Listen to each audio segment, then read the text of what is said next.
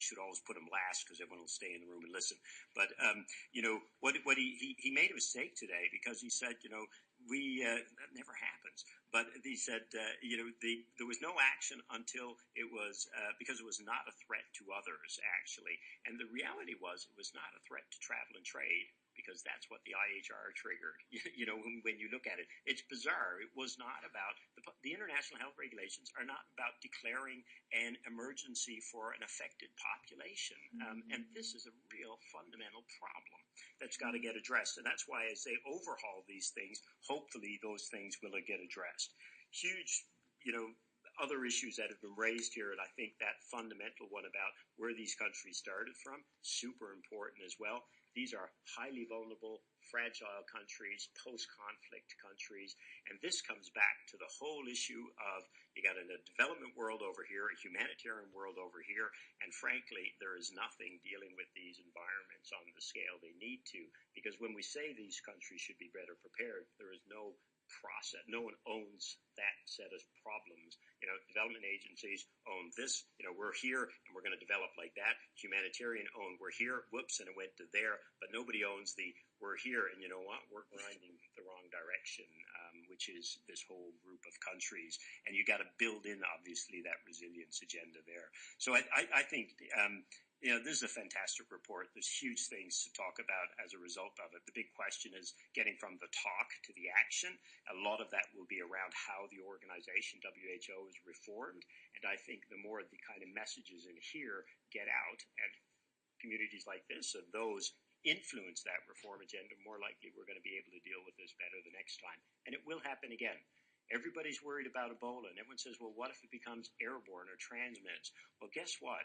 There's a disease called MERS, coronavirus, out there with 30% mortality. That is, you saw what it did in Korea.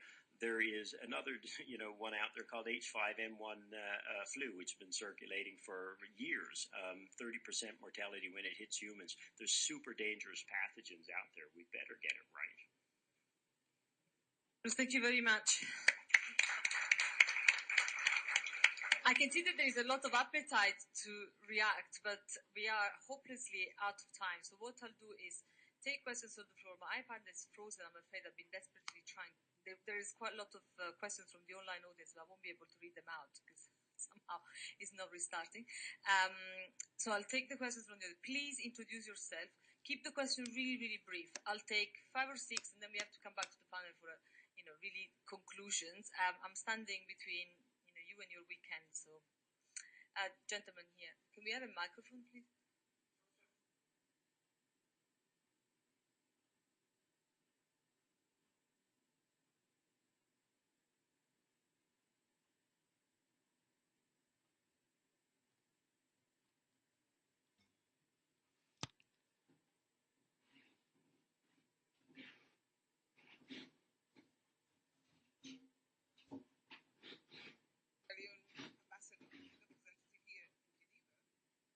Before that, I was the director of OCHA and was in charge of the humanitarian response review that came out with the cluster system. Now, when Ebola started, even before it went to Sierra Leone, when it was in Guinea, I went to see OCHA. I asked OCHA because I had seen this outbreak, the footage of outbreak, and it was very frightening. So I had gone to see WHO. And basically, I was told that, look, this is a health emergency, an outbreak. We have dealt with it. We have dealt with SARS. We have dealt with Ebola before. So I was given the impression as if I was overreacting. And I think so I went back and I said, well, maybe yes, they have dealt with it before. But again, why I was saying this from the other side, from the humanitarians, they were not too keen. Let's face it. This was this is WHO, an outbreak. And myself here, my colleague, who's the charge d'affaires for Liberia, we went through, and Bruce can attest to it, we went through this time with WHO. We went to all the briefings. We were almost in tears, pleading. But the point that has not come out of this discussion is also the importance that whatever funds are required to address these outbreaks are provided. The first appeal that WHO had was for $40 million. And we were all like, we went to this member state briefing, crying, shouting, oh, our people are dying. Nothing came. And all we had then was that WHO, you have to tell us what the needs are. And this was what we kept hearing. Then it went to 100 million. We lived through this. Was a painful process for me. Then it went to 100 million. Then nothing was happening. Then I went out, and I will tell you this, and please, this is a confession. I went out to Orchard. I said, but what is happening? And Orchard said, well, look, this WHO likes to keep with this. This is a health thing. But, I mean, I'm just trying to say, from that 40 million until it got to 1 billion, we just sat down and observed. So somewhere along the line, we have to think about timeliness of funding to address these outbreaks. If we haven't learned a lesson from that, I think we should. We have made provisions now with the resolution for WHO to provide some of the other aspects that needed to be addressed. Like, for instance, having the right people in the right place. Let us face it. When Ebola struck in the one area in Sierra Leone, I don't know if it was we depended 100% on WHO, right? And it was important for WHO to have the right person who had the experience on outbreak to work with us. Because some of the things we did now on hindsight, they were moving the cases from Kailong to a major town, Kenema. Was that the right thing to do at that time? So again, all these things, I think we have addressed many of them in the resolution for WHO, and we do hope that these reforms will be carried out. Then, so I think having lessons learned without thinking about the importance of timeliness of funding would be incomplete. I haven't read this, and maybe it's there, but I think we should try to find a way of saying it. And then again, the whole point of neglected diseases. I mean, this outbreak occurred almost 40 years since Ebola was first discovered, and there was no immediate vaccine or treatment for it. And how many of these infectious diseases or dangerous diseases are lurking there waiting to come out? Do we wait until we have the case of the outbreak of Ebola before we address them? So, I mean, those are 2 points. I wish I could have said more. But basically, I thought that those were elements that had to be put into the equation. It was true that we were screaming, pulling our hair out, crying, really, literally. Yes. For saying, so please, our people are dying. We did not get the response, and we have to say it. Thank you.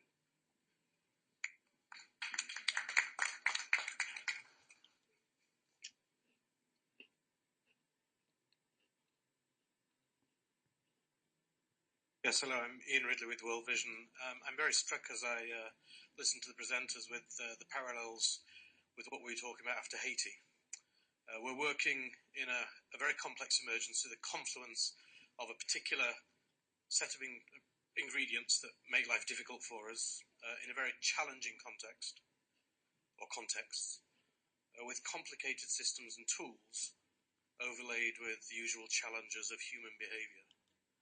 Realistically, there's only one of those we have the power to have any short-term impact over, and that is the complicated systems and tools. So going back to the recommendations, I'd just be interested to hear in more concrete terms what some of those recommendations are, because I think the recommendations coming out of this very, very complex situation, as with Haiti, apply everywhere.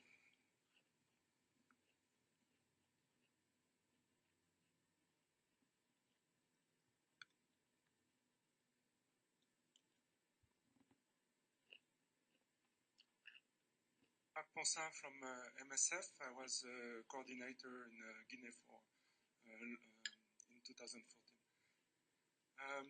I think in the report discussing complex crisis response, I think Ebola, at least there is one positive outcome, is the fact that we start to look at accountability from organization. And WHO has been under scrutiny at length, and it is leading to some reform, and I think this is a positive outcome. I think also the question of OCHA is on the table and should be probably more discussed.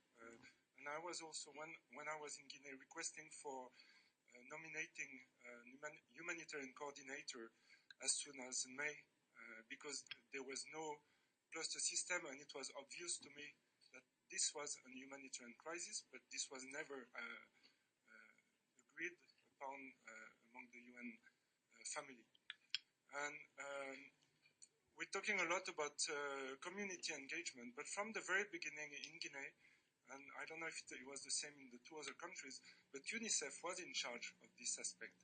And I think it should be as well put on the table